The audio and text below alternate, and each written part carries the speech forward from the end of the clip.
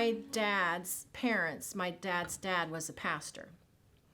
And he pastored here in Anderson. Matter of fact, Fifth Street United Methodist Church is where my grandfather pastored. But they lived in the parsonage, and there were 6 kids. So my dad was like number 4 out of 6. But he was about 8 years old, and he loved to go hunting, fishing, and he would pick apples and eat it. He would pick nuts and he would eat it. And anyway, my grandfather got a anonymous postcard, and it says, "Children should be taught to respect other people's property, gardens, nuts in the woods near town, and personal belongings in general, preachers' children included."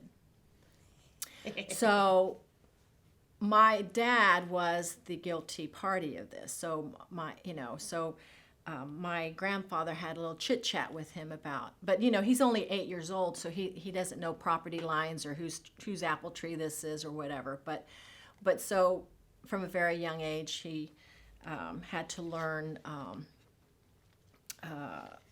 how to be respectful of other people's property and things like that. But also I wanted to share how he ended up in the Army. Okay, so that's a good story. Yeah. So now, when Dad was in high school, he excelled in sports. He was co-captain of Anderson High School basketball team in 1950. He ran track and he won sectionals, and he ran cross country. And during his senior year, he won prom king, but he wasn't there because he said he couldn't afford the type of clothes to attend, so he just didn't go. He didn't go to any dance because he couldn't afford the proper clothes, is what he considered. But after graduating from high school, he and 2 other guys went for a ride in a 1950 Nash automobile, which was owned by one of the guys. And they took with them 2 girls. One was a waitress who was married. They went to Chattanooga, Tennessee, and dropped off the girls and came back home. Dad went to work for his uncle the next day, and he had heard the sheriff was looking for the guys who took the girls to Chattanooga.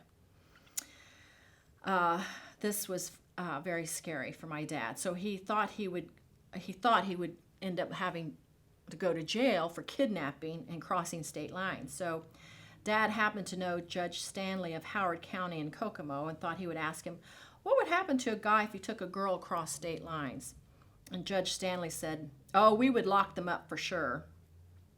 So that was on December 6, 1950, when Dad went to the recruiter's office and he signed up for the Army. So he says that as at the recruiter's office, the recruiter wanted to know if Dad wanted to go to the Caribbean. Dad didn't want to go there because the name didn't sound good. And during this time, the Korean War was going on, but he didn't even know where Korea was because they didn't have TV. His dad was a pastor, and he didn't have a TV. And so the recruiter offered the Far East. And Dad didn't know where that was either, but it sounded better than the Caribbean. So Dad signed up, and he said, well, we'll see you in a week or 10 days. But Dad was still worried about getting in trouble for taking those girls to Chattanooga, Tennessee. So he said, well, how about tomorrow? And so at 18 years old, Dad joined the 101st Airborne Division H Company, 502 Airborne Infantry Regiment, and was off to Camp Breckenridge, Kentucky for basic training. And then he was transferred to Korea. So that's how he ended up in Korea. Now, his dad died while he was stationed there, and this is part of how my dad's character was being built. But his mom did not tell him about it because it was a war, and she was concerned that it would bother him, affect him. So but he was sending home $50 a month, which was quite a bit of Army pay when he's 18 years old, home, because he had 6 brothers and sisters. Or 5, but anyway, he was the 6th child. So, but anyway, was sending home $50 a month, but it was in his dad's name. So his mom could not cash the checks back then. So finally his mom sent him a Red Cross telegram saying, your dad has passed away. We had to move out of the parsonage, and we have no money. So can you transfer all of Dad's checks into my name? So he got this Red Cross telegram, and so he asked, he was on the DMZ zone in Korea. And so he asked some people to give him a ride because the Red Cross was several miles away. And he was a private, so they said, no, you walk, kid, you're just a private, you walk. So he started walking.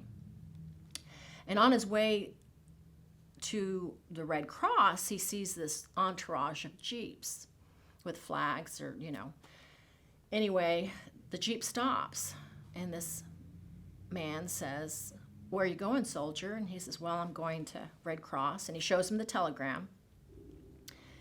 And he said, get in the Jeep back of me, and they'll take care of you. Well, come to find out, that was General Westmoreland.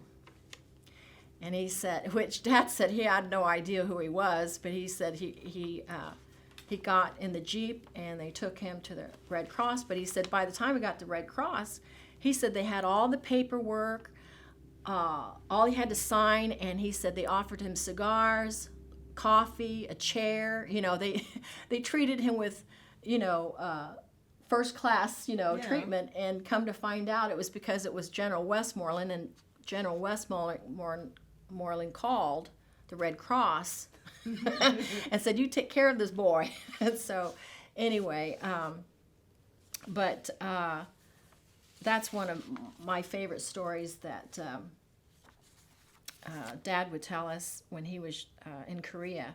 Now, of course, he ended up in Vietnam as well, and where he was wounded, and also received the Purple Heart and Silver Star and 4 Bronze Stars. But to get back to Anderson High School, my dad tells this story of about Coach Bungie, and he says, I was stationed at Fort Campbell, Kentucky in the 60s, and during that time my unit had a field day, which consisted of track and field events which scored loosely with plenty of beer and plenty of food. I was in my 30s and considered an old man, so when I entered the 440 yard dash, I could hear the snickering within the troops of who does this old boy think he is to take on these young dudes. I might add that I was also running barefoot. As I mentally prepared myself in my bare feet for the race, I remember the coaches from my early high school days saying, beware of the rabbit, pace yourself, and then run your race. Coach Bungie referred to the rabbit, especially when we were against the county teams, also known and referred to as cornfield sailors. When the gun sounded for the 440, my thoughts returned to the present. Remembering Coach Bungie, I paced myself. At the last 110 yards I approached, I turned on the heat, and I won the race.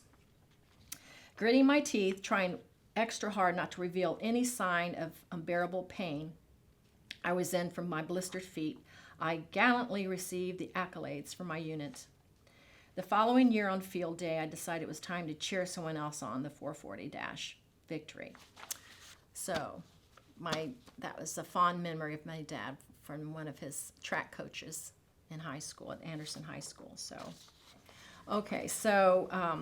our dad joined the Army December 1950, and he was 18 years old, and I explained to you how he ended up in the Army.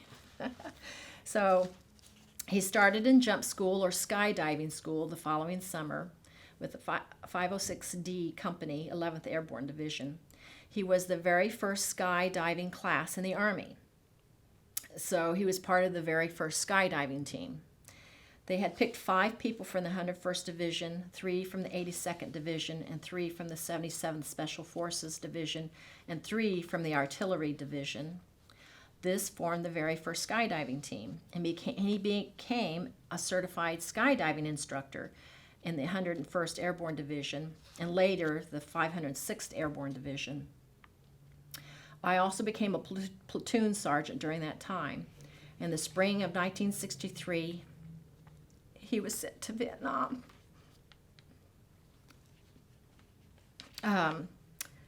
The one operation that, and I'm not 100%, but this is where a lot of his medals came from, was this particular battle. The combat operation was called Operation Hardihood, and Captain Chager was holding a briefing because they had made contact with an unknown sized enemy force from the past 2 days.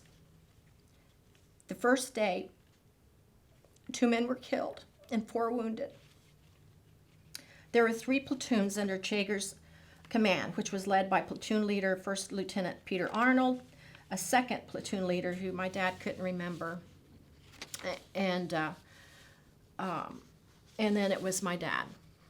He was the 3rd platoon leader. The next day, platoon leader Arnold made contact with an enemy and himself was seriously wounded. That day, they lost several rifles and a body. When Arnold's platoon returned to bivouac, or night position, they looked like zombies. The following morning, during the briefing, Chager looked at me and said, "Land, you lead." And he said, that's when my legs turned to rubber bands. Although I was just an enlisted soldier, platoon sergeant, Captain Chager had enough confidence in me by putting me in an officer's position with an officer's responsibility. My platoon left early in the morning as lead. It wasn't too long before we ran into the enemy. The communists were outside their bunkers eating breakfast, and I radioed back to Chager and relayed the information. I asked for mortar fire and assistance. Captain Chager replied, "No, you're on your own." The platoon he was with was also under fire. And Chager asked if we could get it. I said yes. So Captain Chager again encouraged me that I could do it. So we initiated the attack. We did take the bunker.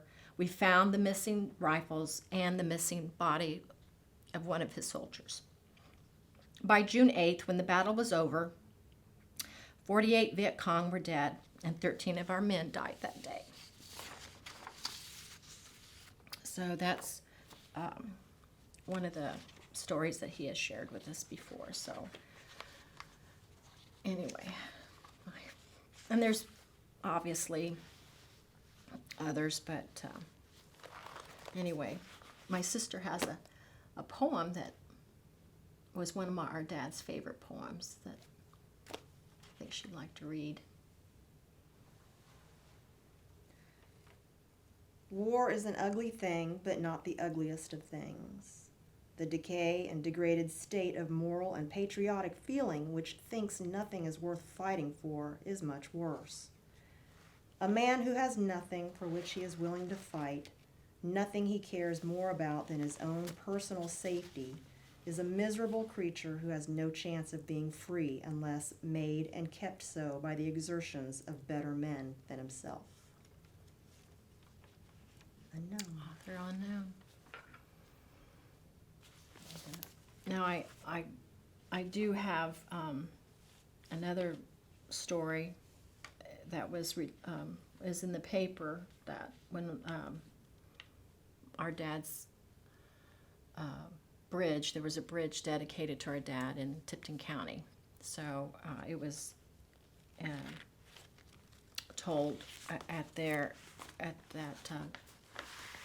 dedication, and it's also has more detail about a combat, which I believe this is where he received the Silver Star. So I'd like to read that to you.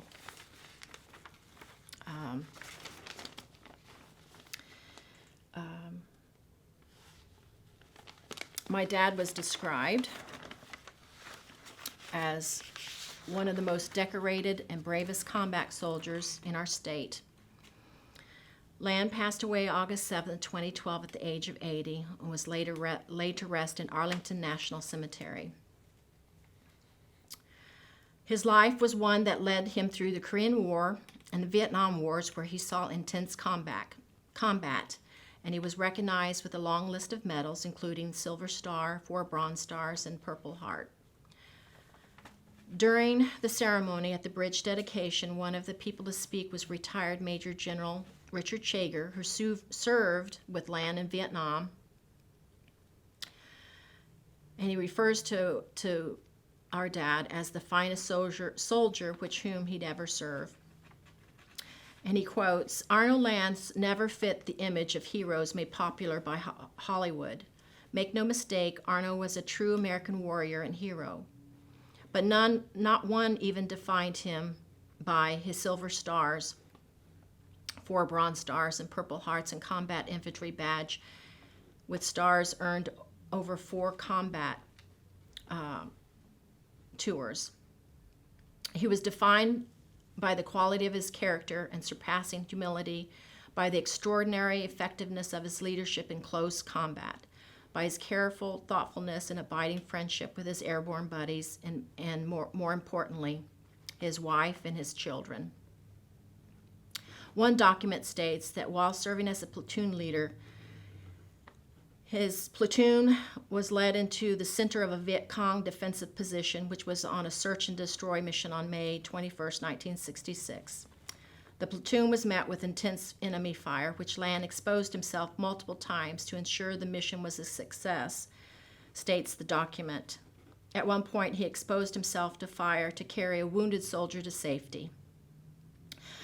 The mission ultimately proved to be a success, with documents heavily crediting Land's action, which would go to earn him the Silver Star. Chager's speech detailed a night of combat in which Land fought on the line with the soldiers in his platoon. His poncho was shredded from rocket grenades, and the bodies of 3 Viet Congs were seen that he had killed at point blank range. These 3 dead Viet Cong and countless others spread over Arno's 4 combat tours had a profound effect on his faith. And actually, that's when my dad suffered from post-traumatic stress syndrome. So, and that's how he kind of come full circle with his faith. He felt like that because he did take life, that God could not forgive him. But we had this long conversation, and he made peace with God, and he asked Jesus into his heart, and he asked for forgiveness for that. And anyway, he eventually became at peace with what he had to do for our country. And so anyway, but that particular story is when that's how he received the Silver Star. And obviously there are other stories, but anyway, but we're very proud of our dad.